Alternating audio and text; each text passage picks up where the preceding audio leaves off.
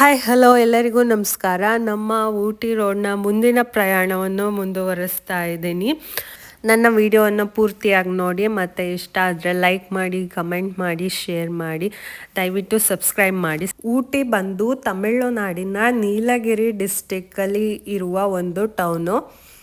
ಇದಕ್ಕೆ ನೀಲಗಿರಿ ಡಿಸ್ಟಿಕ್ ಅಂತ ಏನಕ್ಕಪ್ಪ ನೇಮ್ ಬಂತ ಅಂದರೆ, ನಿಮ್ಮ ಕಣ್ಣು ಮುಂದೆನೇ ಸಾಕ್ಷಿ ಇದೆ ನೋಡಿ. ಎಷ್ಟು ಒಂದು ಸಾವಿರಾರು ನೀಲಗಿರಿ ಮರಗಳಿದೆ ಅಂದರೆ ಒಂದೊಂದು 150-200 ಅಡಿಗಳ ಮೇಲ್ಪಟ್ಟು ಇದೆ. ಇದು ನೋಡೋಕ್ಕೆ ನಿಮಗೆ ಚಿಕ್ಕದಾಗಿ ಕಾಣಿಸ್ತಾ ಇದೆ, ಆದರೆ ಒಂದು ಇದನ್ನು ಸುತ್ತೋ ಬಳಸೋಕ್ಕೂ ಆಗಲ್ಲ, ಅಷ್ಟು ದೊಡ್ಡ ದೊಡ್ಡ ಮರಗಳು. ಎಷ್ಟು ಚೆನ್ನಾಗಿದೆ ಅಂದರೆ ಒಂದು ಬೇರೆ ಲೋಕಕ್ಕೆ ಹೋದಂಗಿದೆ. ಫುಲ್ ಒಂಥರ ಆರೆಂಜ್ ಶೇಡಲ್ಲಿ ಈ ಮರಗಳಿದೆ. ನೋಡೋಕ್ಕಂತೂ ಸಖತ್ ಚೆನ್ನಾಗಿದೆ. ಫೋಟೋಶೂಟ್ಗೂ ತುಂಬ ಚೆನ್ನಾಗಿದೆ. ಏನಪ್ಪ ಇದು ಜಸ್ಟ್ ಮರಗಳು ಅಂತ ಅನ್ಕೊಂಡ್ರೆ ಇದು ಜಸ್ಟ್ ಮರಗಳೇ, ಆದರೆ ವಾವ್ ಎಷ್ಟು ದೊಡ್ಡದಾಗಿ, ಎಷ್ಟು ಆರೆಂಜಿಶ್ ಆಗಿ, ಎಷ್ಟು ಚೆನ್ನಾಗಿದೆ ಅಂದ್ಕೊಂಡ್ರೆ ಮಾತ್ರ ಇದು ಬ್ಯೂಟಿಫುಲ್ ಆಗಿ ಕಾಣಿಸುತ್ತೆ. ನೋಡಿ, ಒಂದು ಹಗ್ ಮಾಡಿದ್ರೂ ರೌಂಡ್ ಬರೋಕ್ಕಾಗಲ್ಲ, ಅಷ್ಟು ದೊಡ್ಡದಾಗಿದ್ದಾವೆ.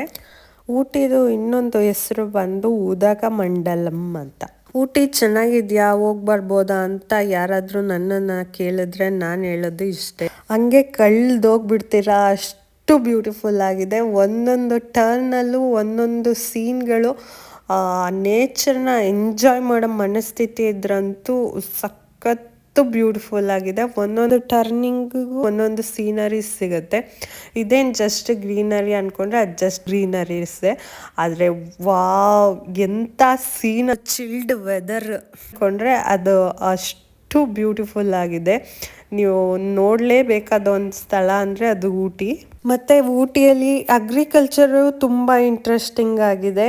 ಎಲ್ಲಿ ನೋಡಿದ್ರೂ ಬೆಟ್ಟಗಳ ಮೇಲೆ ಚಿಕ್ಕ ಚಿಕ್ಕ ಗದ್ದೆ ಥರ ಮಾಡಿ ತುಂಬ ಚೆನ್ನಾಗಿ ಅಗ್ರಿಕಲ್ಚರ್ ಮಾಡಿದರೆ. ಅಲ್ಲಿ ಜಾಸ್ತಿ ಆಲೂಗೆಡ್ಡೆ ಮತ್ತು ಕ್ಯಾರೆಟ್ ಎಲ್ಲ ಬೆಳೀತಾರೆ. ಇದು ನೋಡಿ, ಒಳ್ಳೆ ಕೊತ್ತಂಬರಿ ಸೊಪ್ಪು ಥರ ಇದೆ, ಆದರೆ ಇದು ಕ್ಯಾರೆಟ್ ಗಿಡಗಳು. ಊಟಿ ಅಗ್ರಿಕಲ್ಚರ್ ಅಂತೂ ತುಂಬ ಇಂಟ್ರೆಸ್ಟ್ ಆಗಿದೆ ಮತ್ತು ನೋಡಲಿಕ್ಕೂ ತುಂಬ ಚೆನ್ನಾಗಿದೆ. ನನ್ನ ಹಸ್ಬೆಂಡ್ ಯಶವಂತ್ ಧರ್ಮಪ್ಪ ಯೂಟ್ಯೂಬ್ ಚಾನಲಲ್ಲಿ ನಿಮಗೆ ಅಗ್ರಿಕಲ್ಚರ್ ಬಗ್ಗೆ ಇನ್ನೂ ತುಂಬ ಡೀಟೇಲಾಗಿ ವಿಡಿಯೋಸ್ ಸಿಗುತ್ತೆ. ಇಂಟ್ರೆಸ್ಟ್ ಇದ್ದರೆ ಚೆಕ್ ಮಾಡಿ, ತುಂಬ ಚೆನ್ನಾಗಿದೆ. ನೆಕ್ಸ್ಟ್ ನಾವು ಹಂಗೆ ರೋಡ್ ಸೈಡ್ ಹೋಗ್ತಾ ಏನೇನು ಸಿಗುತ್ತೆ ಎಲ್ಲ ತಿನ್ಕೊಂಡೋದು. ಸ್ವೀಟ್ ಕಾರ್ನು ಮತ್ತು ಕಡಲೆ ಬೀಜಕ್ಕೆ ಒಂದು ಸ್ಪೈಸಸ್ ಎಲ್ಲ ಮಿಕ್ಸ್ ಮಾಡಿ ಒಂದು ಥರ ಟೇಸ್ಟಿಯಾಗಿ ಕೊಟ್ಟಿದ್ರು. ಇದಂತೂ ತುಂಬ ಚೆನ್ನಾಗಿತ್ತು. ನನ್ನ ಮಗು ಪಾಪ ಮಲ್ಕೊಂಡ್ಬಿಟ್ಟಿತ್ತು, ಅದು ಏನೂ ತಿನ್ನಲಿಲ್ಲ. ನೆಕ್ಸ್ಟ್ ನಾವು ಎಂಟರ್ ಆಗಿದ್ದೆ ಊಟಿ ಸಿಟಿ ಒಳಗೆ ಎಂಟರ್ ಆದವು.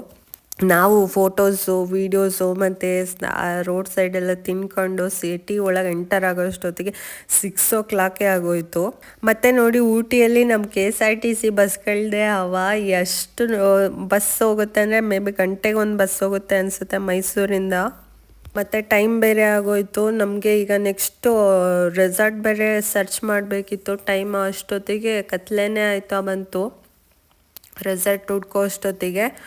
ಅಂತೂ ಇಂತೂ ಮ್ಯಾಪ್ ಹುಡ್ಕಿ ಲಾಸ್ಟಿಗೆ ಅಂತೂ ನಮ್ಮ ರೆಸಾರ್ಟ್ಗೆ ಎಂಟರ್ ಆದ್ವಿ. ಇದಂತೂ ಹೆವೆನ್ ಆಗಿತ್ತು. ಫುಲ್ಲೆಲ್ಲ ಮಂಜು ಕವಿದ ವಾತಾವರಣ ಅಂತಾರಲ್ಲ, ಏನೂ ಕಾಣಿಸ್ತಾನೆ ಇರಲಿಲ್ಲ. ನೆಕ್ಸ್ಟ್ ನಾವು ರೂಮಿಗೆ ಎಂಟರ್ ಆಗಿದ್ದಂಗೆ ಒಂದು ಒಳ್ಳೆ ಬ್ಯೂಟಿಫುಲ್ ಪೇಂಟಿಂಗ್ ಕಾಣಿಸ್ತು.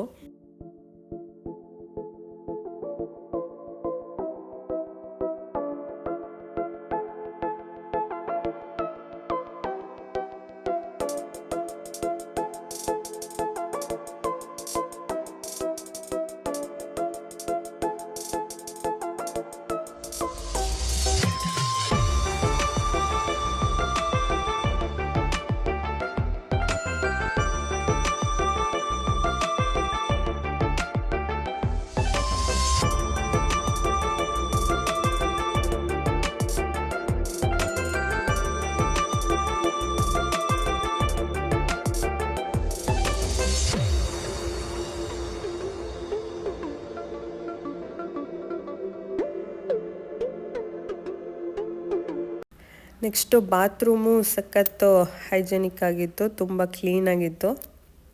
ನೋಡ್ಬೋದು ನೀವು, ಫುಲ್ ಕ್ಲೀನಾಗಿದೆ.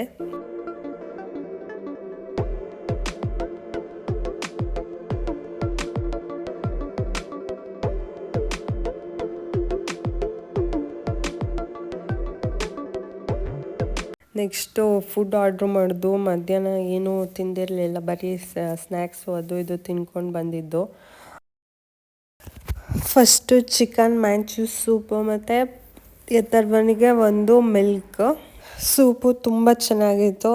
ತುಂಬ ಚಳಿ ಇದರಿಂದ ಎಲ್ಲ ಬಿಸಿ ಬಿಸಿಯಾಗಿ ಸೂಪ್ ಕುಡಿದು ನನ್ನ ಮಗ ಅಂತೂ ಫುಲ್ ಎಂಜಾಯ್ ಮಾಡ್ಕೊಂಡು ಬಿಸಿ ಬಿಸಿಯಾಗಿ ಚಳಿಗೆ ಸೂಪ್ ಕುಡ್ಕೊಂಡು ಆರಾಮಾಗಿ ಕೂತ್ಕೊಂಡು ಟಿ ವಿ ನೋಡ್ತಾ ಇದ್ದ.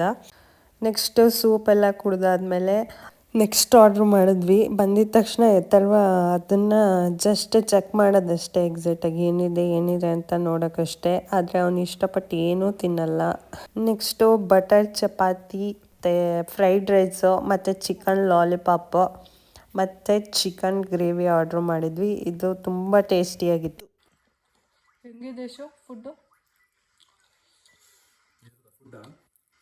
ಸೂಪರ್ ಆಗಿದೆ. ಅಲ್ಲ, ರೆಸಾರ್ಟ್ ಮಸ್ತಾಗಿದೆ. ಫುಡ್ಡು ಹಂಗೆ ಇದೆ, ರೆಸಾರ್ಟು ಹಂಗೆ ಇದೆ, ಬಿಲ್ಲು ಹಂಗೆ ಇದೆ, ಮೂರು ಹಂಗೆ ಇದೆ. ಕಾಫಿ ತಕ್ಕಂತೆ ಕಜಾಯ.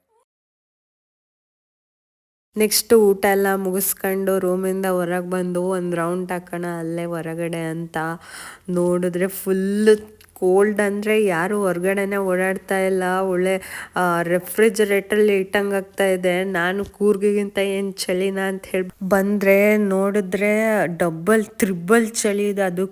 ಅದಕ್ಕಿಂತನೂ ಬೇರೆ ವಿಂಟರ್ ಸೀಸನ್ನು ಸಖತ್ ಚಳಿ ಇರುತ್ತೆ. ಮತ್ತು ನೆಕ್ಸ್ಟ್ ಇನ್ನು ಡಿಸೆಂಬರಲ್ಲಂತೂ ಫುಲ್ ಮೈನಸ್ಗೆ ಹೋಗ್ಬಿಡುತ್ತಂತೆ. ಅವಾಗಂತೂ ಚಳಿ ತಡ್ಕೊಳಕ್ಕಾಗಲ್ಲ ಅನಿಸುತ್ತೆ. ನೋಡಿ, ನೈಟ್ ಲೈಟಿಂಗ್ಸ್ ಎಲ್ಲ ಕಾಣಿಸ್ತಾ ಇದೆ, ಇಡೀ ಊಟಿನೇ ಕಾಣಿಸ್ತಾ ಇದೆ. ಲೈಟಿಂಗ್ ನೋಡೋಕ್ಕೆ ನನಗಂತೂ ತುಂಬ ಇಷ್ಟ. ನೈಟ್ ಟೈಮ್ ಈ ಥರ ಲೈಟಿಂಗ್ಸ್ನ ನೈಟ್ ವ್ಯೂವೇ ಇಷ್ಟು ಚೆನ್ನಾಗಿದೆ. ಇನ್ನು ನೆಕ್ಸ್ಟ್ ಡೇ ವ್ಯೂ ಹೆಂಗಿರ್ಬೋದು ಅಂತ ನಾನು ನೆಕ್ಸ್ಟ್ ವಿಡಿಯೋದಲ್ಲಿ ತೋರಿಸ್ತೀನಿ. ಇಲ್ಲಿಗೆ ನನ್ನ ಈ ವಿಡಿಯೋನ ಮುಗಿಸ್ತಾ ಇದ್ದೀನಿ.